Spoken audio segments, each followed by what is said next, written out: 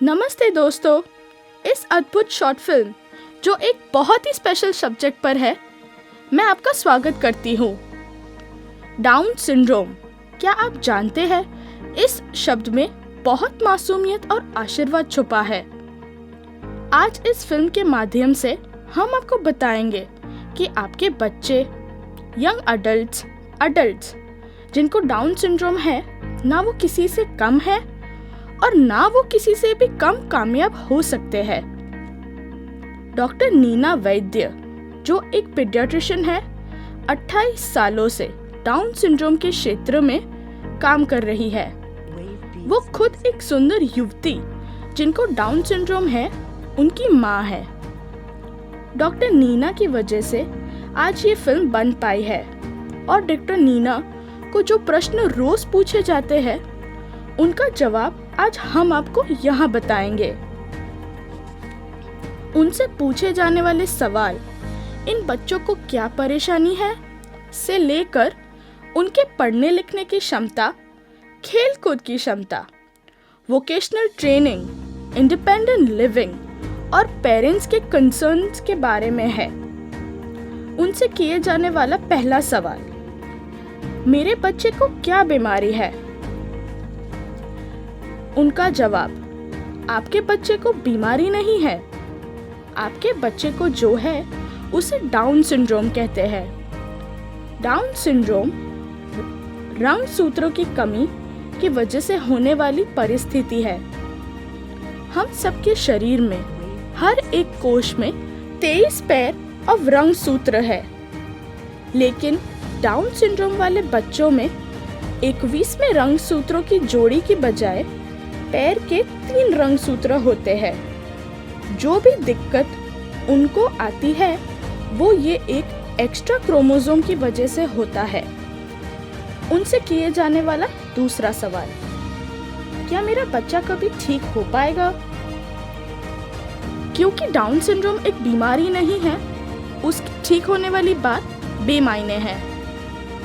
अगर बीमारी है तो उसकी दवाई देने से बीमारी ठीक होती है, लेकिन डाउन सिंड्रोम एक कंडीशन है, तो हमें फोकस हमारे बच्चों के बेहतर बनने में करना है। हमारा पूरा ध्यान हम उसकी अच्छे से कैसे परवरिश करें, सारी थेरेपिस्ट उसको अच्छे से दे, जल्दी से देना शुरू करें तो दिन प्रतिदिन बहुत ही बेहतर होता चला जाएगा और एक दिन अपने आप अपने पैरों पर खड़ा हो पाएगा और आत्मनिर्भर हो पाएगा। उनसे किए जाने वाला तीसरा सवाल, मुझे डाउन सिंड्रोम के बारे में और अपने बच्चों के बारे में जानकारी कहाँ से और कैसे मिलेगी? इंडियन अकेडमी ऑफ पीडियाट्रिक्स, बच्चों के डॉक्टर की जो सेंट्रल बॉडी है, उन्होंने एक गाइडलाइन बाहर लिखी है। तो आप अपने बच्चे को जो भी पीडियाट्रिशियन को दिखाते हैं, उनसे आप वो पूरा लीफलेट मांग सकते हैं। बहुत सारी वेबसाइट्स है, हर स्टेट्स के हिसाब से है। नेशनल माने पूरे देश को कवर करती हुई वेबसाइट है। कुछ NGOs है जो हेल्प करेंगे और सबसे बड़ी बात कि हर एक राज्य के बड़े बड़े शहरों में पेरेंट्स सपोर्ट ग्रुप्स है। वहाँ से आपको सपोर्ट भी बहुत मिलेगा और बहुत सारी जानकारी भी।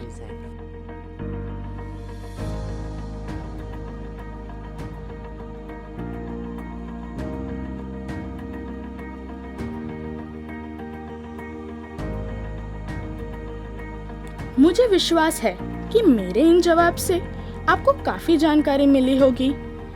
आगे उनके चलने और बोलने के प्रश्नों का मैं जवाब दूंगी। उनसे किए जाने वाला चौथा सवाल, मेरा बच्चा चलना कब सीखेगा? डाउन सिंड्रोम वाले बच्चों में स्नायु की वीकनेस होती है। स्नायु कमजोर होता है और उसकी वजह से वो बैठना, चलना, दौड़ना देरी से सीखते हैं। हम जितना जल्दी उसकी फिजियोथेरेपी और ऑक्यूपेशनल थेरेपी शुरू करेंगे, उतना जल्दी बच्चा चलना और अपना खुद का काम खुद करना सीखने लगेगा। उनसे किए जाने वाला 5वां सवाल, मेरा बच्चा ठीक से बोल नहीं पाता या मेरा बच्चा बोलना कब सीखेगा? उनका जवाब, जब आपको पता चले कि आपके बच्चे को डाउन सिंड्रोम है, तभी से आपको उसका अर्ली इंटरवेंशन प्रोग्राम शुरू करना है। अर्ली इंटरवेंशन प्रोग्राम में ऑक्यूपेशनल थेरेपी आती है, स्पीच थेरेपी आती है, सेंसरी इंटीग्रेशन प्रोग्राम आता है और फुट आर्क को रखने वाली बात आती है। ये सारी चीज़ें आपको शुरू करनी है।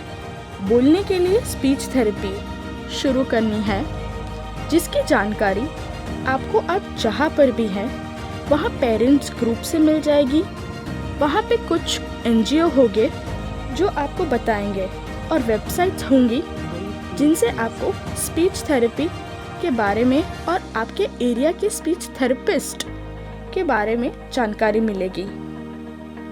स्पीच थेरेपी आप घर पे भी अपने आप दे सकते हैं।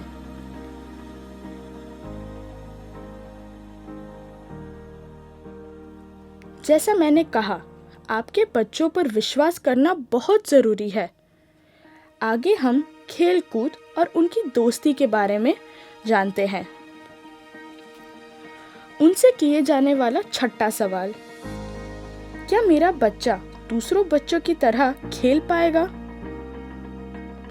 हाँ, डाउन सिंड्रोम के बच्चे खुद सब कुछ कर पाते हैं। एक चीज़ है कि उनके सीखने की जो उम्र है वो थोड़ी बड़ी रहती है। मानो कि कोई टिपिकल बच्चा जो चीज़ 2 साल की उम्र में सीखता है, वो सीखने में डाउन सिंड्रोम वाले बच्चे को मे बी 3 साल या 3.5 साल लग सकते हैं।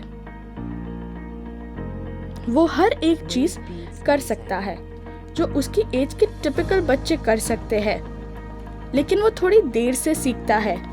एक अच्छी बात ये है कि वो पोपिक एड से देख के बहुत अच्छे से सीखता है, एग्जैक्ट कॉपी करते हैं और उनको डांस और म्यूज़िक में कुदरती तरीके से रुचि रहती है।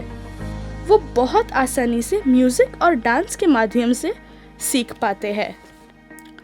उनसे किए जाने वाला 7वां सवाल, मेरे बच्चे के साथ अड़ोस पड़ोस के बच्चे खेलते नहीं हैं या मेरे बच्चे के दोस्त नहीं है, क्या मेरा बच्चा दोस्त बना पाएगा? ये जो भी कुछ आपके बच्चे के साथ होता है वो इसलिए होता है कि लोगों को डाउन सिंड्रोम के बारे में पता नहीं है। आपको भी जब तक आपके यहाँ बच्चा आया डाउन सिंड्रोम वाला, तब तक आपको भी कुछ नहीं पता था। ये हमारी जिम्मेदारी बनती है कि हम लोगों को समझाएं, लोगों को बताएं कि डाउन सिंड्रोम क्या है। आपके बच्चे को जो भी मुश्किल है, जो भी दिक्कत आती है, वो क्यों आ रही है, और अगर आपके बच्चे को और उनके अड़ोस पड़ोस के या टीचर्स को जो स्कूल में पढ़ाते हैं उसके साथ पढ़ने वाले बच्चे, क्लासमेट्स के पेरेंट्स का अगर थोड़ा साथ मिलेगा तो आपके लिए कितना आसान होगा और आपके बच्चे को कितनी हेल्प मिलेगी, वो आपकी जिम्मेदारी आपको लेके सबको समझाना है और सबके पास से साथ मांगना है। मुझे आशा है इस नाजुक संबंधों के बारे में आपको ये जानकारी सही लगी होगी। अब मैं आपको खाने पीने के प्रश्नों का जवाब दूंगी। उनसे किए जाने वाला 8वां सवाल, मेरा बच्चा सॉलिड फूड खा नहीं सकता, मेरे बच्चे को अभी भी खाना पीस के देना पड़ता है। उनका जवाब, डाउन सिंड्रोम वाले बच्चों में स्नायु की कमजोरी होती है, उसकी वजह से वो खाना ठीक से चबा नहीं पाते। उनके जो दांत रहते हैं वो भी आगे पीछे रहते हैं, उसकी वजह से उनको चबाने में दिक्कत होती है। फिर चबा के जो खुराक निगलना होता है, उनको निगलने में भी स्नायु की ज़रूरत पड़ती है। गाल के स्नायु जीभ के स्नायु और गले के स्नायु एक साथ काम करना ज़रूरी होता है, क्योंकि ये सारी चीज़ें उनमें थोड़ी वीक रहती है, कमज़ोर रहती है। बच्चा ठीक से चबा नहीं पाता और चबाया हुआ खुराक वो निगल नहीं पाता है, तो उसमें कोई डरने वाली बात नहीं है। जब तक बच्चा ठीक से चबा नहीं पाता, निगल नहीं पाता, तब तक उनको पिसा हुआ खाना दे सकते हैं। सिर्फ ध्यान इतना रखना है कि आप न्यूट्रिशन के हिसाब से खुराक उसको दे।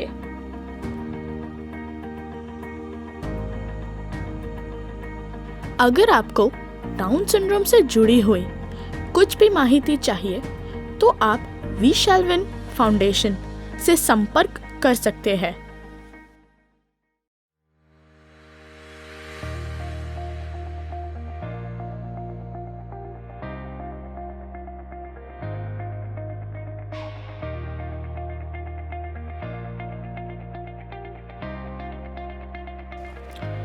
दोस्तों, जैसा कि आपने पार्ट 1 में डाउन सिंड्रोम क्या है जाना, आइए पार्ट 2 में जिन बच्चों को डाउन सिंड्रोम है उनकी एजुकेशन एंड वोकेशनल ट्रेनिंग की बात करते हैं। उनसे किए जाने वाला अगला सवाल, क्या मेरा बच्चा स्कूल जा पाएगा?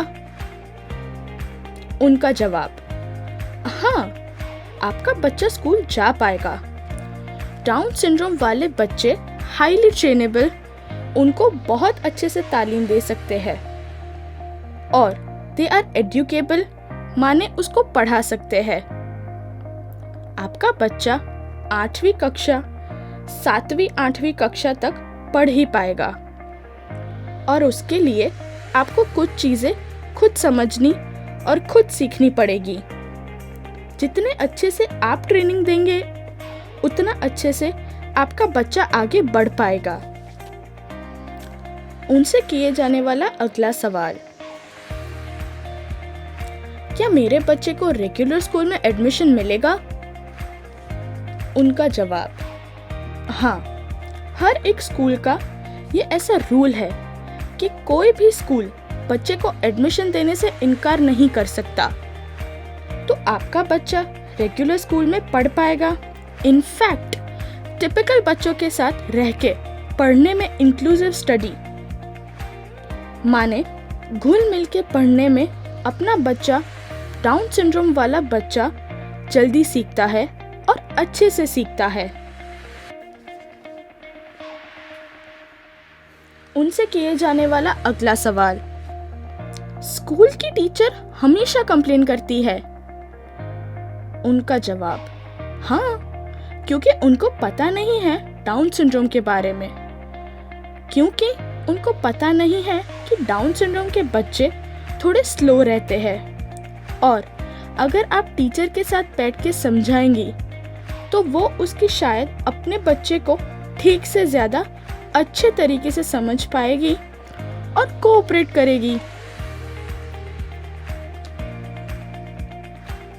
उनसे किए जाने वाला अगला सवाल, मेरा बच्चा प्राइमरी तक तो ठीक था, पर उसके बाद मुश्किल से पढ़ा, पर अब वो पढ़ ही नहीं पाता है। 15 साल का हो गया है, मैं अब क्या करूं?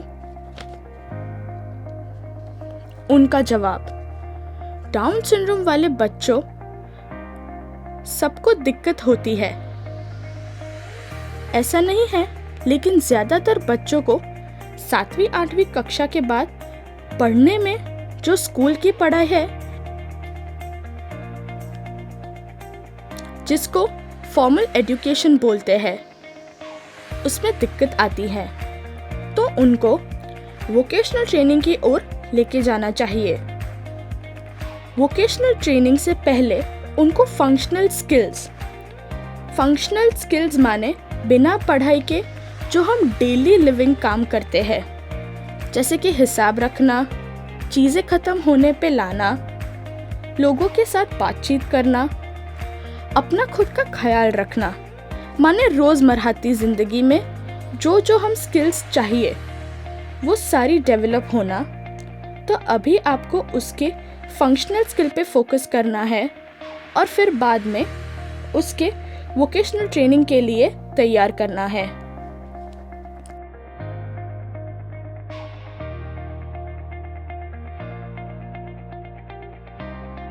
अगर आपको डाउन सिंड्रोम से जुड़ी हुई कुछ भी माहिती चाहिए तो आप वी शैल विन फाउंडेशन से संपर्क कर सकते हैं।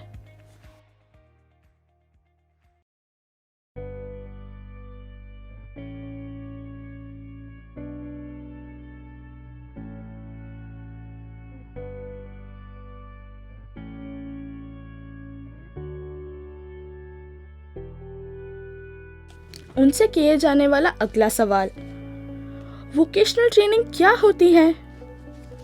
उनका जवाब, वोकेशनल मीन्स रोजी रोटी कमाने का जरिया, कि जिसकी मदद से हम रोजी रोटी कमा सकते हैं। वो कुछ भी हो सकता है, जैसे साइकिल रिपेयरिंग सीखना, प्लम्बिंग सीखना, कुछ भी हो सकता है, कुकिंग सीखना, ग्लास साफ करना, पेट केयर, पैकेजिंग, बहुत सारी चीजें हैं जो वोकेशनल ट्रेनिंग में वोकेशन के अंदर आती है। और उसकी ट्रेनिंग देना, उसकी तालीम देना, ताकि बच्चा फिर कहीं भी जॉब कर सके या तो सेल्फ एम्प्लॉय हो सके, तो उसको वोकेशनल ट्रेनिंग बोलते हैं। उनसे किए जाने वाला अगला सवाल, मैं मेरे बच्चे को किस प्रकार की वोकेशनल ट्रेनिंग दे सकती हूँ? उनका जवाब, हाँ, बहुत ज़रूरी है ये जानना कि किस प्रकार की वोकेशनल ट्रेनिंग देनी चाहिए। तो वोकेशनल ट्रेनिंग देते वक्त आपको कुछ चीज़ें सोचनी है। एक तो ये कि उनकी सेफ्टी, कि जो वोकेशन आप सिखाओगे, अगर वो ट्रेनिंग का यूज़ करके उसको कहीं पे नौकरी करनी है तो वो वहाँ पे उसकी सेफ्टी कैसे होगी, किस प्रकार का माहौल होगा, कहाँ पे वो जॉब करेगा या जॉब करेगी, तो ये ज़रूरी है। दूसरी डिमांड, कि जो वोकेशनल ट्रेनिंग आप दे रहे हैं उसकी फिर डिमांड है कि नहीं है।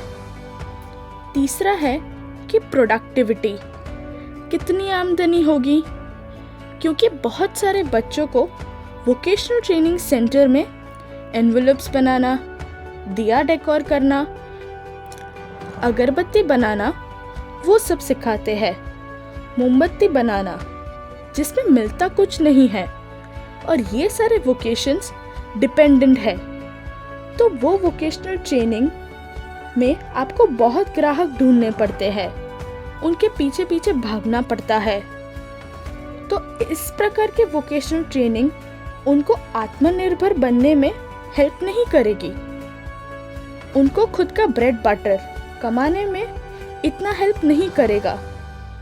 तो वोकेशन चूज करते वक्त आपको ये सारी चीजें ध्यान रखनी है कि आमदनी कितनी होगी, फिर सेफ्टी कैसे रहेगी। सपोज प्लम्बिंग की बहुत ही डिमांड है, लेकिन प्लम्बिंग में कुछ भी इश्यूज है तो आपको किसी के घर जाना पड़ेगा, एंड आपको पता नहीं है कि जिनके घर आप जा रहे हैं वो लोग कैसे हैं। और अभी तो ऐसा है कि लड़का लड़की किसी का भी फिजिकल अब्यूज हो सकता है।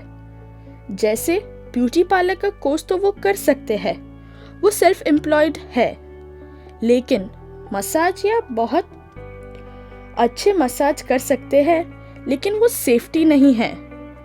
ये तो सारी चीजें ध्यान रख के आपको वोकेशन चूज करना है। एक बार आपने वोकेशन चूज कर लिया तो फिर उसकी ट्रेनिंग कहाँ पे कैसे दी जा सकती है वो आपको ढूंढना है। देखा, 15 साल की उम्र के बाद वोकेशनल ट्रेनिंग आपकी काफी मदद कर सकता है। आपके बच्चे को आत्मनिर्भर बनना है। आगे जानते हैं। जब नीना मैम से पूछा गया कि क्या मेरा बच्चा कहीं और नौकरी कर पाएगा, उन्होंने जवाब देते हुए कहा, हाँ, डाउन सिंड्रोम वाले बच्चे बहुत ही ऑनेस्ट, बहुत ही कार्यप्रष्ट होते हैं। माने अपने काम पे प्रभुत्व ही सघन और बहुत ही अच्छे से वो लोग काम कर सकते हैं। जितना घंटा उनको काम करने के लिए बोला जाता है, जितना घंटा काम करने के लिए उनको सैलरी मिलती है, उतना वो पूरी ईमानदारी से काम करते हैं। वो मोनोटनी से उब जाते हैं। एक सरीखा काम वो करते रहते हैं, उतनी ही लगन से करते रहते हैं तो नौकरी कर पाते हैं, असिस्टेंट की नौकरी कर पाते हैं, क्लरिकल जॉब कर पाते हैं, बहुत सारी चीजें, बहुत सारी जॉब्स वो कर पाते हैं।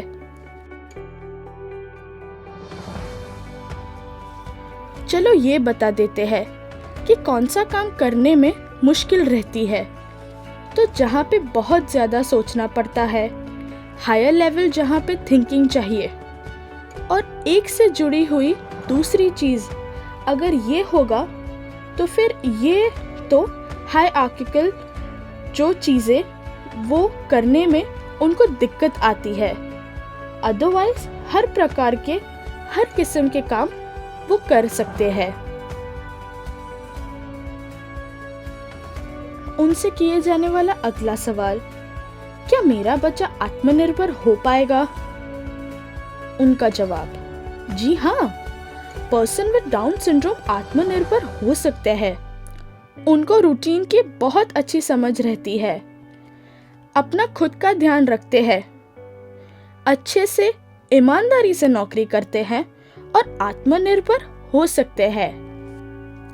देखा आपने, सही ट्रेनिंग, आपके अपने बच्चे में विश्वास और मेहनत बच्चों को किस तरह स्वसक्षम या आत्मनिर्भर बना सकते हैं। आइए अब एक बहुत ही इम्पोर्टेंट टॉपिक पर बात करते हैं। उनसे किए जाने वाला अगला सवाल, मेरे बच्चे का पहले से बिहेवियर काफी बदल गया है। मेरा बच्चा कुछ दिनों से ठीक से बात नहीं करता, या तो अकेले बैठा रहता है या अकेली बैठी रहती है। मेरा बच्चा खाना बहुत कम खाता है या बहुत ज्यादा खा रहा है। मेरी बच्ची बहुत ज्यादा खा रही है, या कुछ दिनों से मेरा बच्चा नहाता नहीं है और कुछ दिनों से मेरी बच्ची नहा नहीं रही है। जो चीजें पहले बहुत पसंद थी, उस चीजों से भी चिढ़ती है। एक बात पे चिढ़ती है, मिलना जुलना नहीं चाहती है। पहले तो बहुत बातूनी थी, पहले तो कोई आए तो बहुत खुश होती थी या खुश होता था। अभी कोई आए तो उसको पसंद नहीं है।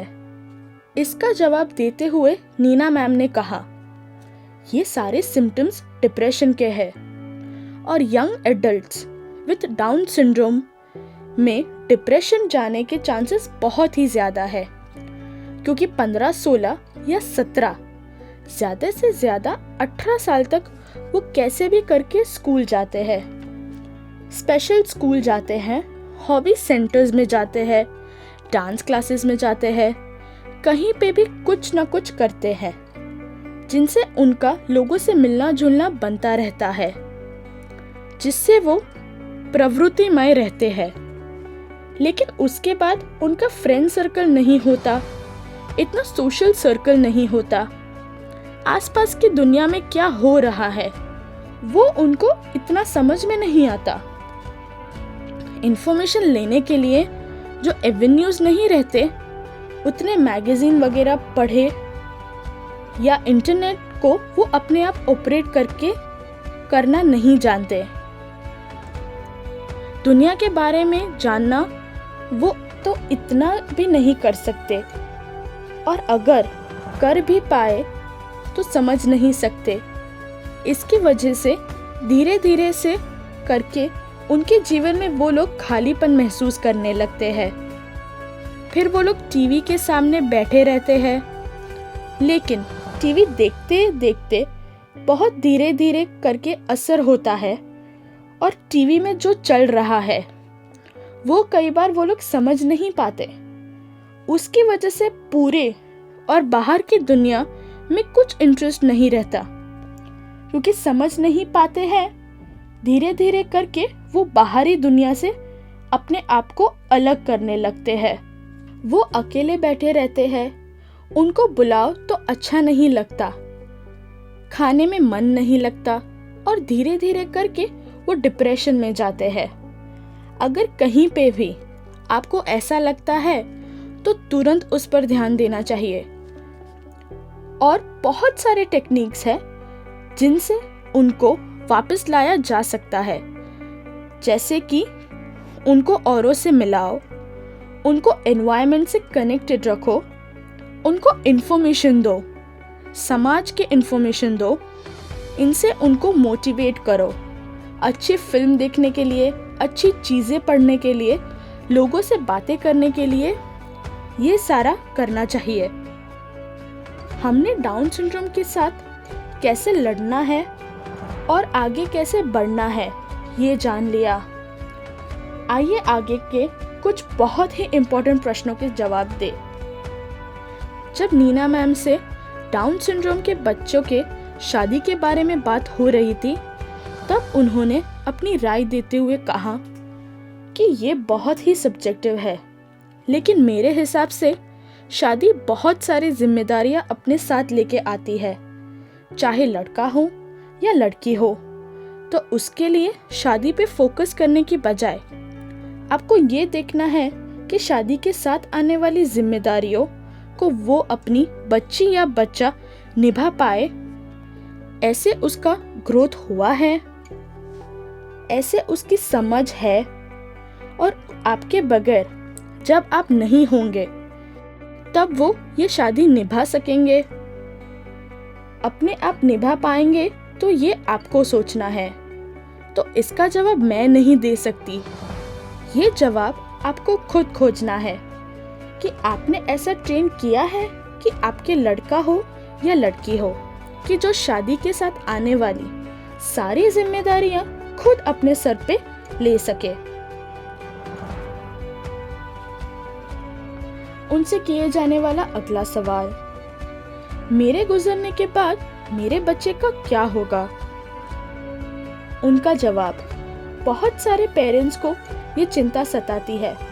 उसके लिए गार्डियनशिप है, उसके लॉज है जो यहाँ आपको बताए जाएंगे। फिर बहुत सी जगह है इसके ऊपर काम हो रहा है, शेल्टर होम है, टाउनशिप बन रहा है, नेटवर्क हो रहा है कि जो बच्चे अकेले हैं, कि माँ बाप के बाद आगे पीछे ध्यान रखने वाला कोई नहीं है, उनका क्या? तो ये गार्डियनशिप के लिए जो सारी चीज़ें हैं आपके जानने योग्य है, वो यहाँ पे आप देख लीजिए। हम वो साइट्स और वो इंफॉर्मेशन यहाँ पे दिखा रहे हैं।